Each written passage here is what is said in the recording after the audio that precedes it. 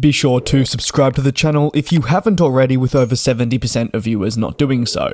One thing that I think will resonate with anyone that's tuning into this video, whether you're a qualified pilot, an aviation enthusiast, someone that's learning the industry, or really just unaware of planes, is the marvel of flight is just incredible. How a structure so large, so heavy, can get airborne and fly for hours on end, carrying hundreds and hundreds of people in that tube. Connecting us to also all parts of the globe, it is the beauty of flight and aviation. And it doesn't come much better than the Airbus A380, a quad-engine, complete double-decker passenger aircraft that broke boundaries and is now solidified as a passenger favourite, offering the experience of having an apartment in the sky with some airlines. But there were many roadblocks in getting to this point. There are issues, but overall there's an aircraft that is loved by many there too. Let me take a look at the story of getting to the Airbus A380. So to better understand the birth of the aircraft, let's head back to the 1990s. At the same time, no, I wasn't alive, but looking back at articles and history, it really becomes evident just how fascinating the inner workings of the industry were at that period, and how manufacturers around the globe were finding ways to enter into that next era, which can present challenges. Really looking to also compete with each other, and if you weren't Boeing, well, try and crack the code to competing with the 747's long-standing dominance in the long-haul wide-body market. McDonnell Douglas was studying the MD-12, and a video on that aircraft was actually published only a handful of days ago. Meanwhile, Airbus was studying their A3XX program, as it would be known. The project was announced at the 1990 Farnborough Airshow, with essentially the primary mission of such a project to see lower operating costs than the 747 series. After much deliberation and discussion, the A3XX design was formally put forward, and we had the signal of intent from Airbus to produce such a plane halfway through the decade. When they settled on their design, Boeing was also moving ahead with a replacement for the 747. Still though, they did abandon those plans, and despite a high production cost, Airbus moved ahead with such a wide-body. Now don't get me wrong, there were design refinements that came in the following years, but generally the A3XX was shaping up to be an aircraft that would fit on the hub and spoke model. By the 2000s, the A3XX had become the A380 as we know it today. Orders were received and development really did propel forward. But why was there a need for the Airbus A380 at the end of the day? While the 1990s were massive for the discussion of new wide-body aircraft, the A380's first origins can date back to the late 1980s, when at the time, there were heavy concerns over the substantial market share that Boeing had in the sector. Airbus wanted to launch a plane that would disrupt it. However, it would almost be 20 years from the first mention to the eventual introduction before the A380 was born as a competitor to the 747 and be the European plane makers' true dedicated answer. And as you may be aware, a lot can change in 20 years. And in the 20 years from, say, the end of the 1980s to the late 2000s, well, a lot happened, even away from aviation. So what Airbus was maybe hoping would occur certainly drastically changed, as trends saw a significant shift away from these quad-engined aircraft that burn a lot of fuel, are also high in capacity and therefore risky when filling and can only fly on certain routes, to more efficient twin-engine planes. But see, despite the long time and maybe potential shifts in the type of planes that airlines wanted, Airbus kept progressing with their A380 into the 2000s, with production and testing taking place.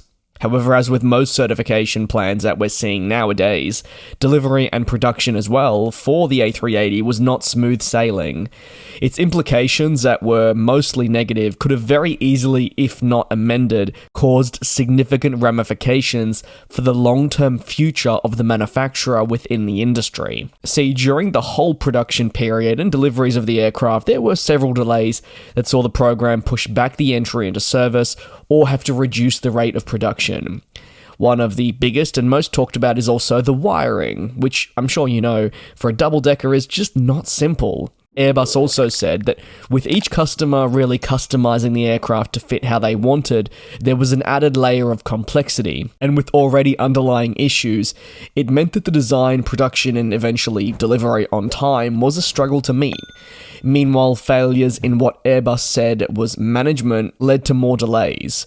Communication, though, is I think one of the biggest difficulties experienced when taking a look at what happened in this time. Communication must be at the highest level in any industry, but especially in aviation. Without it, if there is even one single, say, minimal flaw in the design and production stages that is not mentioned or addressed soon enough, it can balloon out very easily. In this case and other issues, Airbus simply say they weren't keeping up to date or on top of those issues. Whether that is because of internal or outer problems, it did lead to these delays continuing. Delays to the A380 that came in on a continued basis actually were a key catalyst in ending the A380 freighter. Yes, that's right, if you're new to the industry and didn't know, there were actually orders placed from FedEx and UPS, two of probably the best freight customers you could have for an aircraft period, for an A380 freighter. But Airbus simply couldn't proceed with this variant for many reasons, but largely they just couldn't get that A380-800, the passenger variant, into service, which at that point was hugely responsible for the long-term success of the manufacturer after they had injected so many billions of dollars into the program. With time as well, the aircraft just needed to work, and compensation was handed out to customers too due to the delays they were seeing. Airbus was really forced to work with them to find ways to help them out.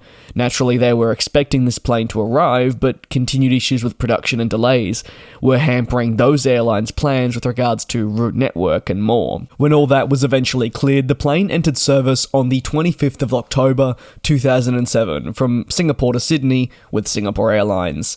It was a massive milestone for everyone involved, but it didn't mean that the plane maker was out of the woods, as issues persisted and meant production levels couldn't increase to the rate that they had wanted. Slowly but surely though, the A380's presence grew. Through the 2010s, the aircraft saw some minor problems that resulted in fixes being required, but very generally, the A380 just struggled to attract firm interest. With the 787, A350, 777 and many more aircraft types really pushing through at this point, the A380 was an unfavourable option alongside the 747-8. And well, in 2019, when Emirates cancelled a large portion of their remaining A380 orders, this had massive ramifications for the program. What did it mean? Well, the cut in orders left Airbus with very few A380s that actually needed to be delivered, and as such, they announced that by 2021, they would conclude production of the world's largest passenger plane. The last unit was fittingly delivered to the largest customer, Emirates, a company that is notoriously known for being the program's lifeblood. With orders tallying well over 100 units, many questions would have arisen over what would have happened to the A380 without Emirates' support. Its end was abrupt overall, but some would say expected. There'll forever be questions about the circumstances around its birth. Could it have stood a better chance if launched sooner? Or did Airbus misread the direction that the industry was headed? For all these questions, there are varying opinions that you'll see some people agree with and some people disagree with, which is the beautiful thing about this industry too. I think there is though one thing that remains true, and that it is a marvel of engineering, a spectacular plane that, when seen flying or parked at airports, can grab the attention of almost anyone. Just like the aircraft that it was intended to compete with, the 747, these icons of the skies are entering their twilight stages. So while people may pick favourites or say that they don't like a certain aircraft for whatever reason, make sure to enjoy them while they're still flying, because one day they simply won't be around anymore. Let me know your thoughts on the aircraft down below in the comments, and if you'd like me to take a look at the birth, production and early stages of other aircraft programs, you can also let me know down below in the comments. Thanks a lot for your support right here on GlobeTrotting, and I'll see you next time.